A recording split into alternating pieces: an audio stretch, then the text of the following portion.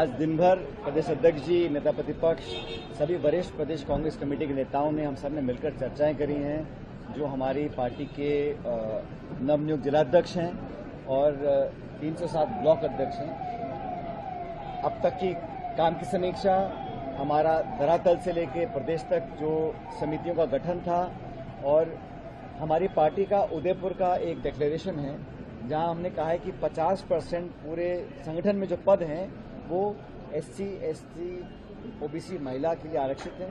उसका हमने रिव्यू किया, कहाँ का कितने पद खाली हैं।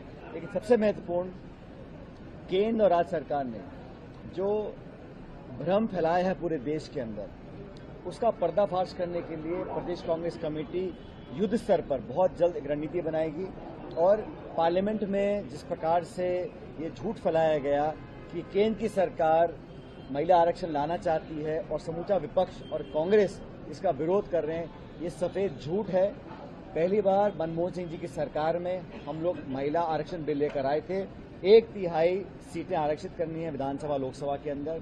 उस समय भी भाजपा ने समर्थन किया राज्यसभा में, लेकिन लोकसभा में समर्थन नहीं किया था। 3 साल पहले सर्वसम्मति से महिला आरक्षण विधेयक पूरी पार्लियामेंट में वोट नहीं पड़े, सबने सर्वसम्मति से पास किया।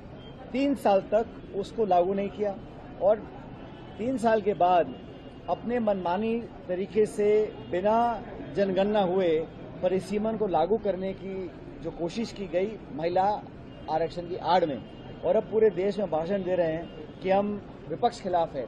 प्रियंका गांधी जी ने, राहुल गांधी जी ने कहा सदन के अंदर, अगर आप वर्तमान लोकसभा में जनगणना से पहले महिलाओं का आरक्षण बिल लेकर आते हो तो पूरा विपक्ष आज ही सपोर्ट कर देगा, कौन मना करता है। लेकिन ये सिर्फ और सिर्फ जनगणना होने से पहले परिसीमन कर सीटों में इजाफा करना चाहते हैं अपना राजनीतिक हित साधने के लिए, उसके विरोध में है। बीजेपी की सरकार पूरी तरह एक्सपोज हुई है।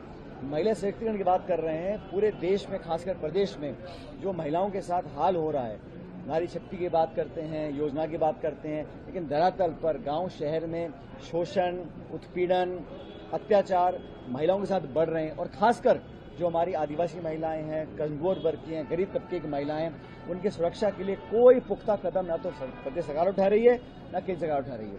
लेकिन भाषण देकर भ्रमित करना, विधानसभा का स्पेशल सेशन बुलाया, क्या जरूरत थी जब हम सब साथ हैं, आपके गैर संवैधानिक तरीके के परिसीमन के खिलाफ हैं। क्योंकि जनगणना के बाद एक आयोग बनेगा, उसके बाद परिसीमन हो। लेकिन महिला आरक्षण का बहाना देकर आप विपक्ष को बदनाम करने की कोशिश कर रहे हैं। इसको लेकर गांव, वार्ड, पंचायत, सेक्टर, हर स्तर पर प्रदेश कांग्रेस कमेटी हम सब मिलकर इस संदेश को लेकर जाएंगे। और महिला इस प्रदेश की बहुत समझदार हैं, उन्हें अपने बच्चों के लिए रोजगार चाहिए, उन्हें महंगाई से निजात चाहिए।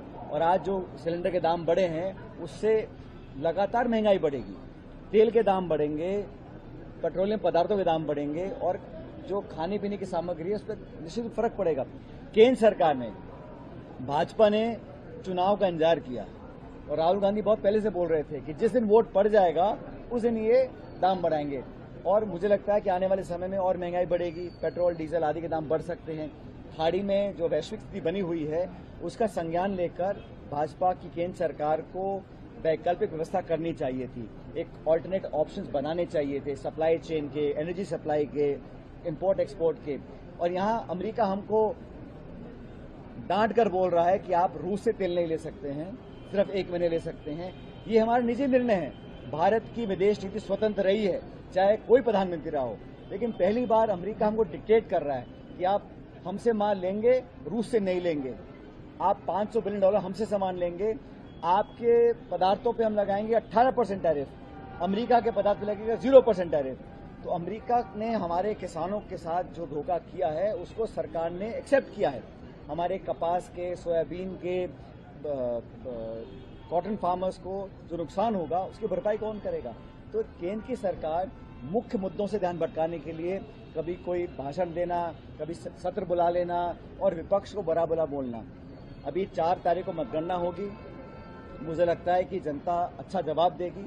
हमारा गठबंधन और कांग्रेस पार्टी का अच्छा परफॉर्मेंस रहेगा और मैं उम्मीद करता हूं कि 4 तारीख को जो परिणाम आएंगे हमारे पक्ष में आएंगे।